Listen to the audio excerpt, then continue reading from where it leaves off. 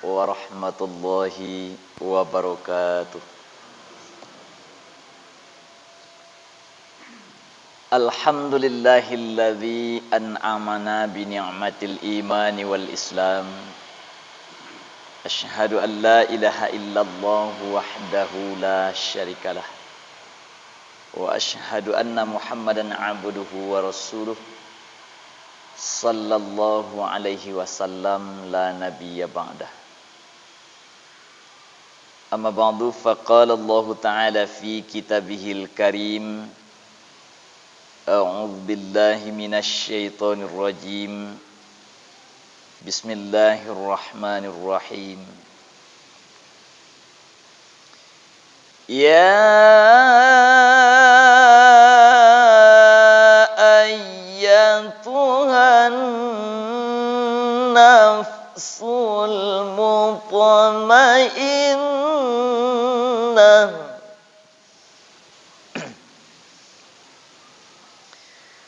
irji'i ila rabbiki radiyatan mardiyah,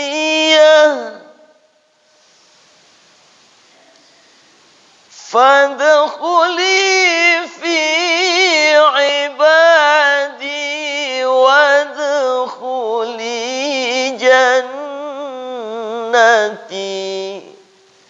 Sadaqallahul azim.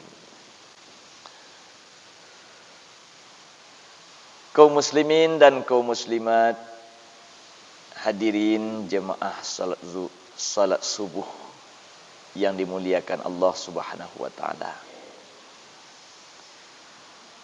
Kembali kita bersyukur kehadirat Allah Subhanahu wa taala. Alhamdulillah, sampai pada pagi hari yang berbahagia ini, rasanya tidak satu pun yang kurang nikmat-nikmat Allah kepada kita. Dan telah selalu kita pergunakan untuk menghambakan diri, mengabdi kepada Allah Subhanahu wa taala. Mudah-mudahan dengan nikmat-nikmat itu Allah akan selalu membimbing kita kepada jalan yang diridhoinya. Salawat dan salam buat arwah junjungan kita Nabi Muhammad sallallahu alaihi wasallam. Allahumma salli ala Muhammad wa ala ali Muhammad. Kaum muslimin dan kaum muslimat, jamaah salat subuh yang berbahagia. Adapun judul tausiah kita pada pagi ini, yaitunya menjaga kesehatan hati. Firman Allah Subhanahu wa taala di dalam Al-Qur'an, surat yang tentunya sudah hafal bagi kita bersama. Sering kita baca ataupun sering kita mendengar bacaan ayat ini. A'udzu billahi minasyaitonir rajim. Ya ayyatuhan nafsul mutmainnah. Kata Allah, wahai jiwa-jiwa yang tenang, wahai hati yang tenang, wahai hati yang penuh dengan kelembutan, wahai hati yang khusyuk, irji'i ila rabbiki radiyatan mardiyah. Kembalilah kepada Tuhanmu dengan hati yang ridha. Dan kemudian Allah pun akan meridhoinya. Maka masuklah ke dalam golongan hamba-hambaku. Wadkhuli jannati, dan masuklah kamu sekalian, kata Allah, ke dalam surgaku. Maha benar Allah dengan segala firman-Nya. Al-Quran surat Al-Fajr ayat yang ke-27 sampai 30. Kaum muslimin dan kaum muslimat, jamaah salat subuh yang berbahagia. Berbicara kita mengenai kesehatan hati. hati yang sehat, hati yang kuat, alhamdulillah merupakan sebuah nikmat yang terbesar daripada Allah Subhanahu wa taala kepada kita. Kenapa? Kalau hati ini tidak sehat, Bapak dan Ibu jemaah, maka seseorang sulit untuk menghadap dan untuk melakukan suatu kebaikan dan kebenaran. Walaupun setiap saat firman Allah, hadis-hadis Rasulullah disampaikan, kebenaran dan kebaikan, nasihat-nasihat agama selalu didengar dan disampaikan. Tetapi apabila hati ini tidak sehat, maka seseorang tidak akan dapat mencintai dan melakukan berbagai kebaikan di dalam kehidupan ini. Oleh sebab itu, untuk selalu hati kita ini sehat, tentu kita perlu menjaga, merawat, agar menerima petunjuk dan hidayah daripada Allah Subhanahu wa taala. Kaum muslimin dan kaum muslimat, jemaah salat subuh yang berbahagia. Suatu kisah, seorang pemuda pernah bertanya dan datang kepada sahabat Umar, yang mana kata pemuda ini, rasanya dia sudah melakukan berbagai macam kebaikan-kebaikan. Dia sudah menjalani kehidupan ini dengan sebaik-baiknya. Tetapi Allah belum mengkaruniakan kepadanya, atau dia belum merasakan kedamaian, ketentraman, ketenangan dalam hatinya. Umpama tiba di kita, Bapak dan Ibu, dari segi ekonomi, pokoknya sandang, pangan, papan tidak diragukan lagi. Tetapi rasanya tidak ada kedamaian di dalam hati. Kok dibawa lolok malam selalu gelisah, siang jauh dari ketenangan. Di mana titik permasalahan, apa yang terjadi? Pemuda tadi mendatangi sahabat Umar. Wahai Umar, bagaimana, apa yang terjadi pada diriku supaya hatiku ini selalu tenang, dan bagaimana mengobati berbagai macam penyakit-penyakit yang ada di dalam hatiku ini. Terkadang memang di hatiku masih terlintas, masih berkeinginan di dalam menonjolkan atau memperlihatkan sifat-sifat iri dan kedengkian, sifat riya, sifat ujub atau sombong. Bagaimana menghilangkan itu semua, wahai Umar? Kata sahabat Umar, kunjungi saja 3 tempat. Yang pertama, kunjungi orang baca Quran.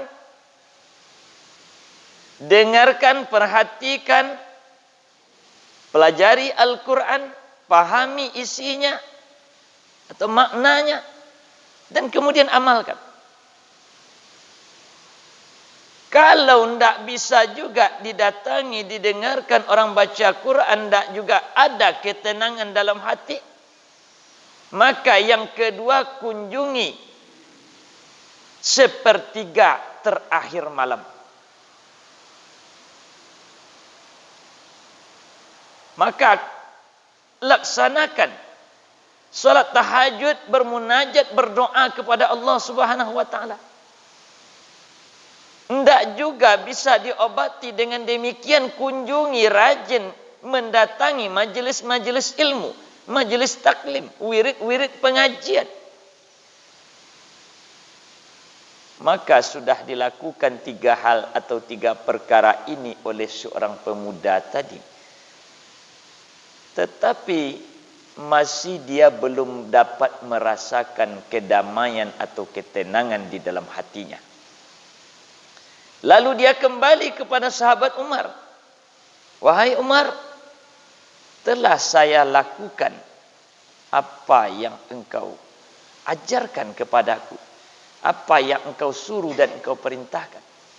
Tetapi hatiku ini belum lagi dapat merasakan ketenangan.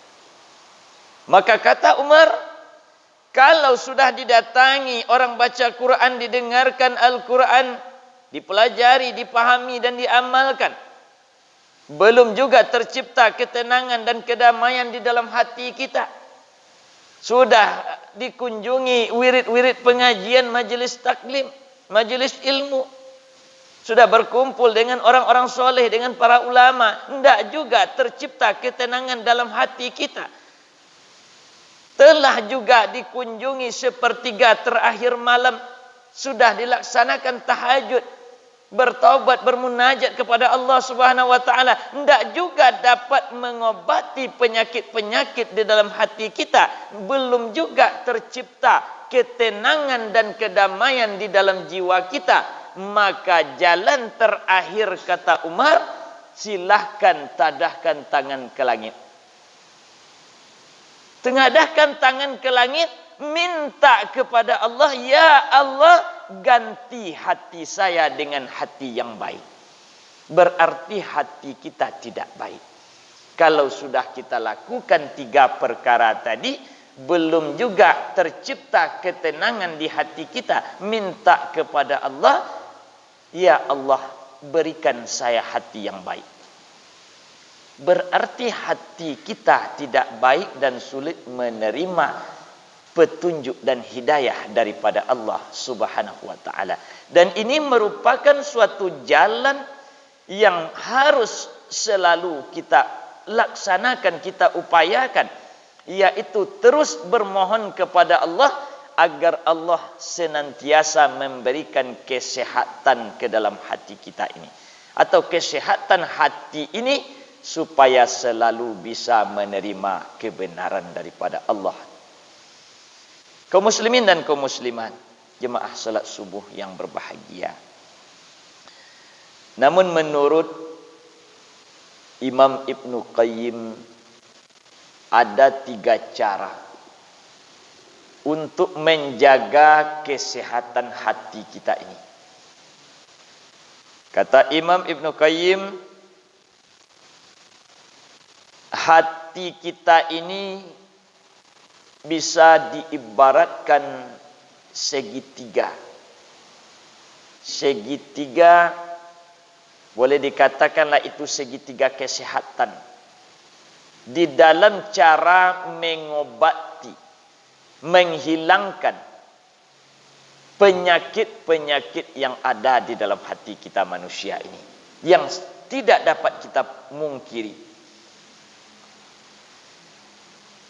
Jadi kalau kita punya suatu penyakit di dalam tubuh kita ini, Bapak dan Ibu, lalu kita pergi mendatangi orang kesehatan, mendatangi dokter, maka pasti dokter itu akan menganjurkan kepada kita 3 hal atau 3 perkara.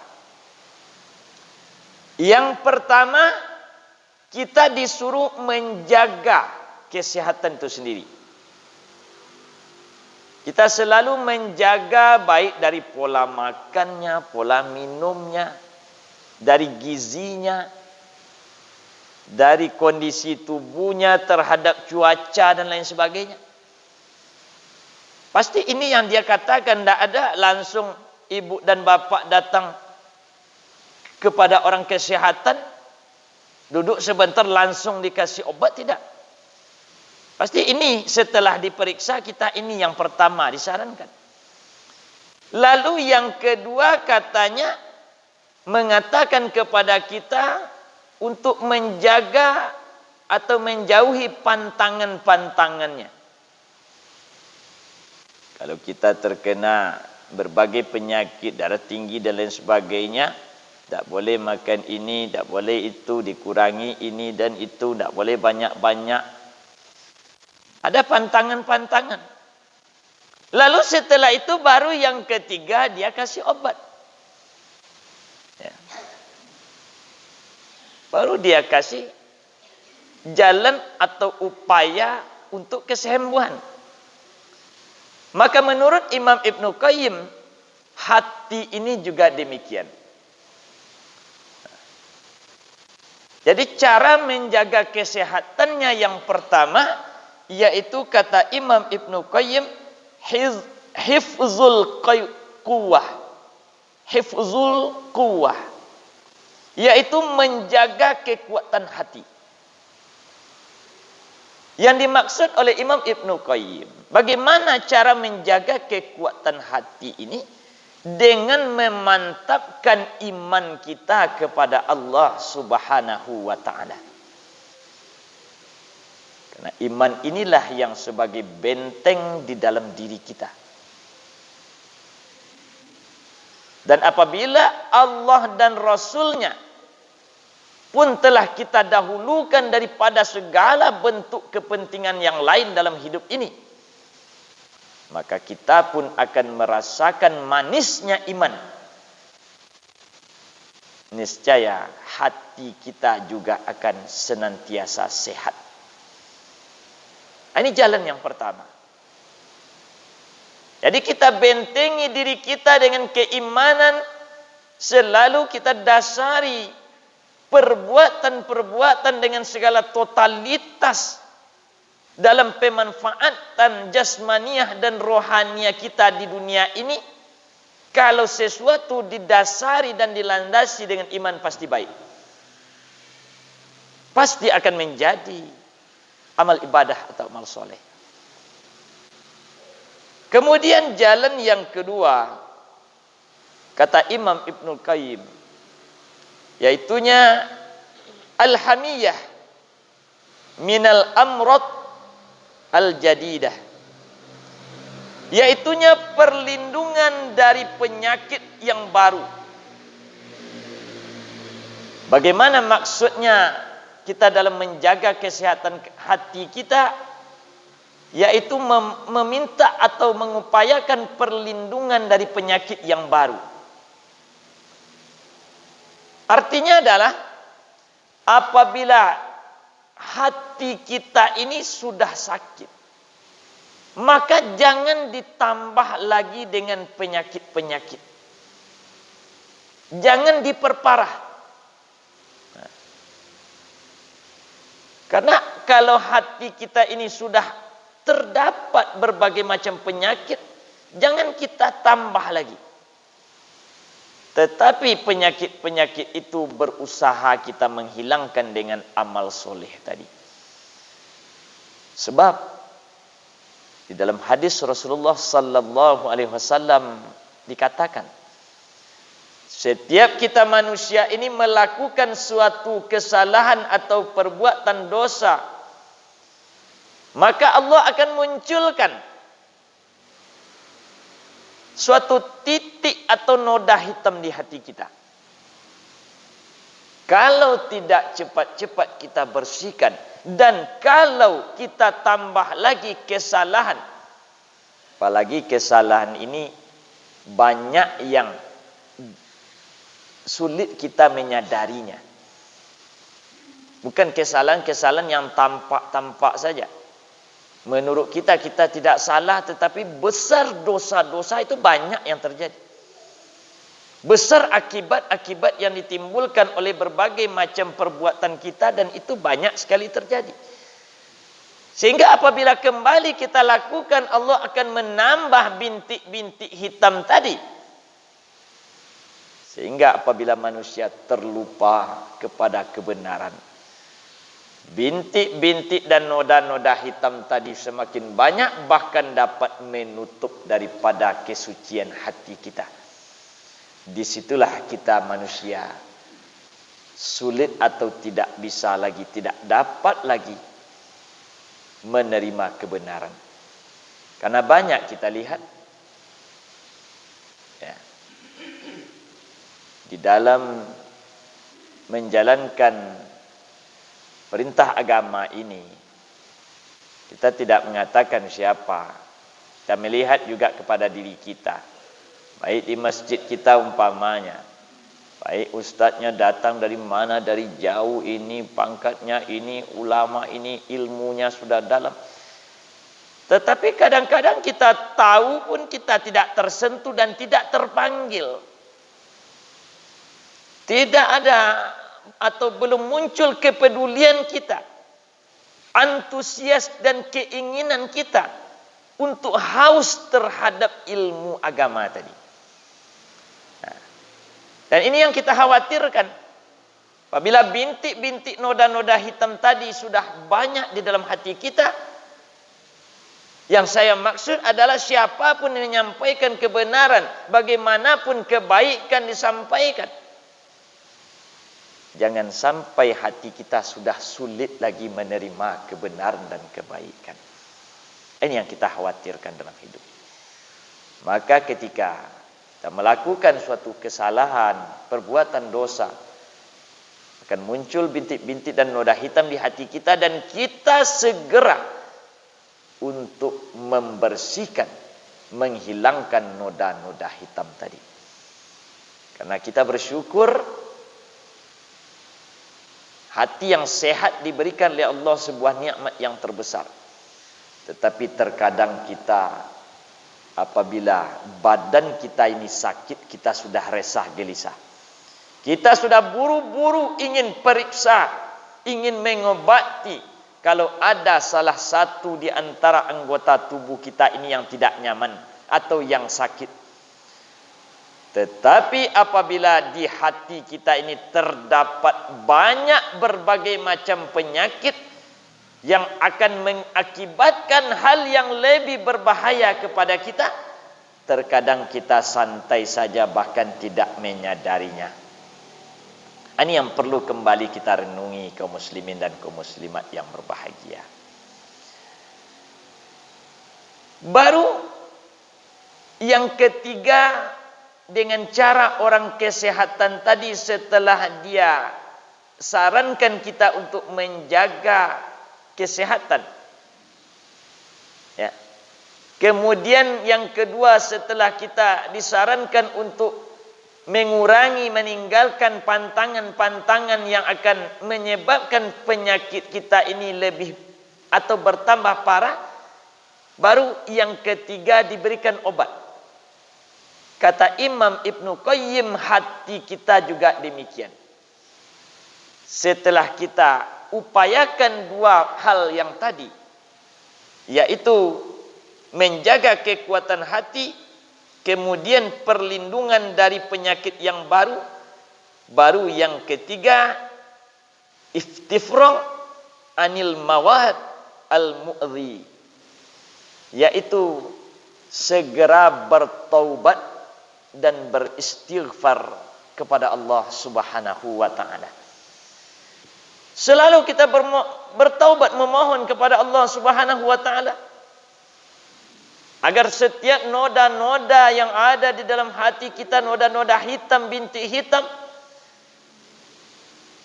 ketika kita melakukan kesalahan, segera dihapuskan dan dibersihkan oleh Allah Subhanahu wa ta'ala, sehingga kita dikaruniai hati yang sehat oleh Allah.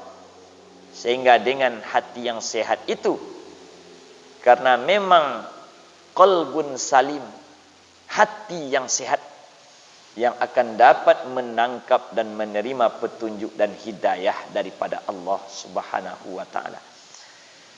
Dan makanya dalam sebuah hadis Rasulullah SAW itu dikatakan bahwa idza salahat salahal jasadu kulluh wa idza fasadat fasada jasadu kulluh. Di dalam diri, di dalam tubuh kita manusia ini terdapat segumpal daging. Ada yang mengatakan segumpal darah. Apabila daging itu baik, seluruh badan akan menjadi baik. Apabila daging itu rusak, seluruh badan akan menjadi rusak. Maksudnya adalah apabila hati itu rusak, maka akan merusak segala organ tubuh kita, dalam arti kata akan menghalangi kita daripada berbuat kebaikan, sehingga kita lebih cenderung kepada keburukan dan kemaksiatan. Apakah itu? Ala wahyal qalbu, itu adalah hati.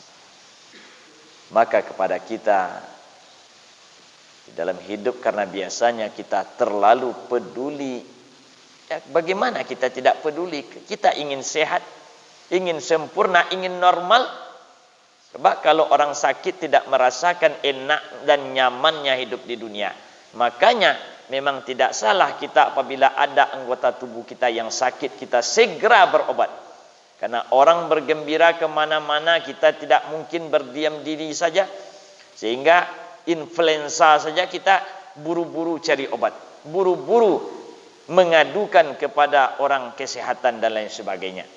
Tetapi di balik itu, kita juga selalu peduli memperhatikan kesehatan hati kita, sebab dengan hati yang sehat itu kita dapat menerima berbagai kebenaran daripada Allah Subhanahu wa taala.